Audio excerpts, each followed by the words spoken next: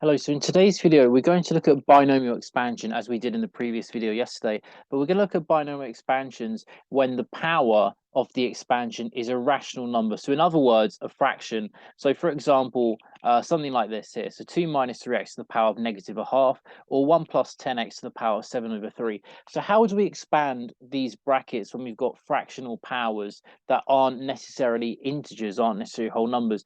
Well, there's a way we can do this in some cases. We can't do this in all cases, but there's a way we can do it in some cases. And we can use a formula from the formula book to do this.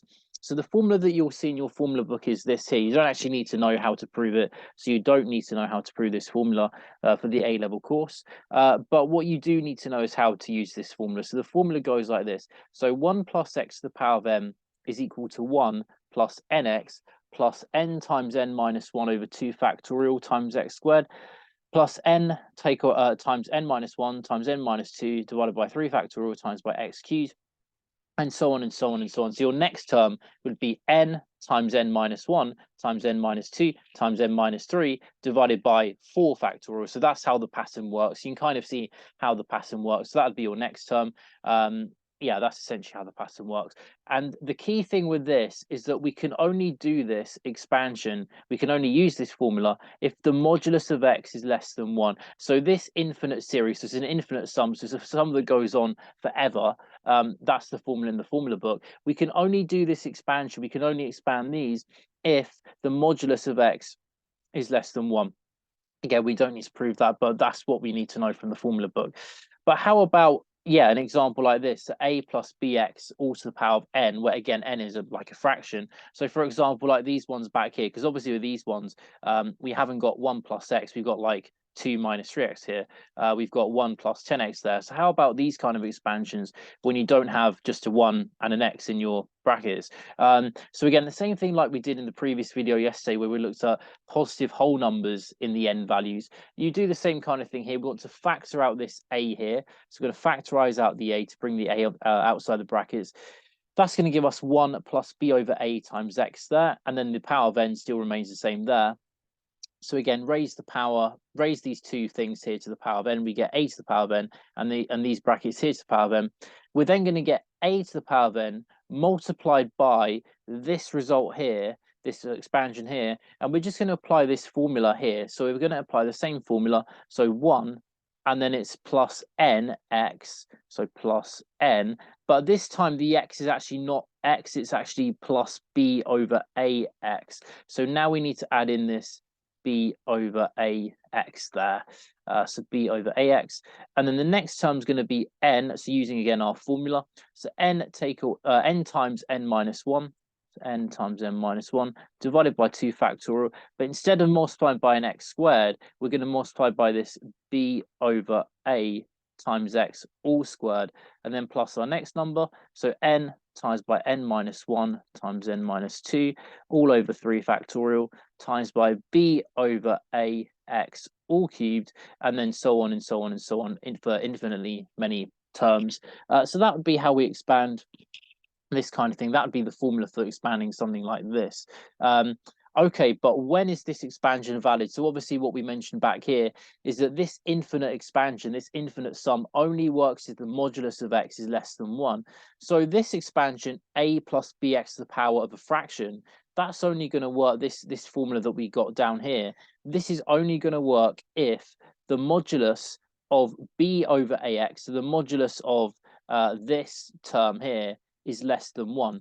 So if we multiply both sides by the modulus of a, we get modulus of bx is less than modulus of a, and then divide both sides by modulus of b, we get modulus of x less than the modulus of a over b. So this expansion up here, this formula that we got here, is valid. So it's valid only when the modulus of x is less than the modulus of a over b. So that's the only time when this expansion will work for this formula. We can't use this formula in other cases, but we can use the formula when the modulus of x is less than a over b. Okay, so let's look at an example. So expand 2 minus 3x to the power minus half up to the first 3 terms. So we've got 2 minus 3x to the power of a half. I'm going to factor out this number 2 here to get a 1 there, so we can do our expansion. So this is 2 to the power of half, and then this 1 minus 2 over 3x, because we factored out the 2 from the 3, to the power of a half as well. Sorry, I've done this the wrong way around. Forget this. This is not correct.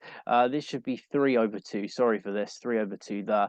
And so, yeah, all of these here should actually be 3 over 2. Let me just rub that out there and put a 3 over 2. Just done the fraction the wrong way round. So in here should be negative 3 over 2x there. Yeah. Okay, so yeah, when you factor out the 2, you get negative 3 over 2 there, x, and this is all to the power of negative half. So now we know that 2 to the power minus a half is the same as 1 over 2 to the power of a half, which is the same as 1 over root 2. So we get 1 over root 2 on the outside here. And then we're going to use our formula from back here, this formula here that we got here. We're going to use 1 plus n times b over ax. So that's going to be n times b over ax, which is, so our b in this case, let's just make a note of this. So our a in this case is going to be 2. Our b in this case would be minus 3 because of the minus 3 there. And our n value in this case is going to be our negative half in our power, because that's our power, negative half there. So now we're just going to substitute that all into the formula. So n times minus 3 over 2x plus n times n minus 1 over 2 factorial times minus 3 over 2x all squared, plus so on and so on and so on. But we only want the first 3 terms. We just want that term, that term, that term. So we don't need to do any more terms than that.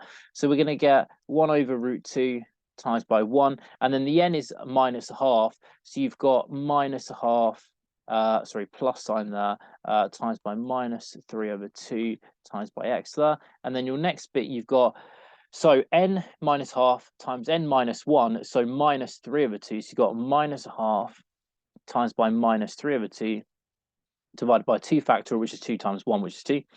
And then times by this squared, so minus 3 over 2 squared. That's actually going to be 9 over 4. Minus 3 times minus 3 is 9. 2 times 2 is 4. So we get a 4 there, times by x squared, and then plus the rest of these numbers. So when we simplify this, we get 1 over root 2 times by 1. Minus half times minus 1.5. That's going to be positive 3 over 4x. And then plus this thing here. So positive, so again, half, negative half times negative 3 over 2. That's going to be a positive 3 over 4 over 2. That's going to be positive 3 over 8 times by 9 over 4 times by x squared plus dot, dot, dot, and so on. And again, let's just take this on the outside here. So we're going to get 1 over root 2 times 1 plus 3 over 4x plus, so 3 times 9, 27, over 8 times 4, 32, so 32x squared plus dot, dot, dot. So our first 3 terms are going to be 1 over root 2, so 1 over root 2 plus 3 over 4 root 2x, and then plus 27 over 32 root 2 x squared, and so on and so on. So that's going to be the first terms of our expansion.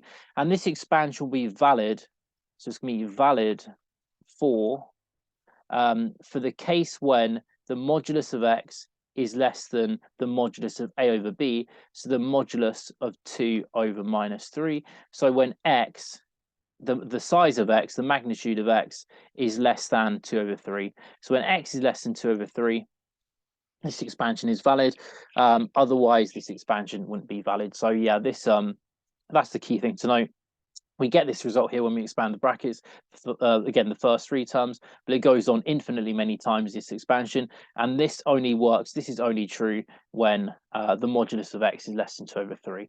So that's just an example of how we can use binomial expansion to expand binomial expansions when you have fractions in your power.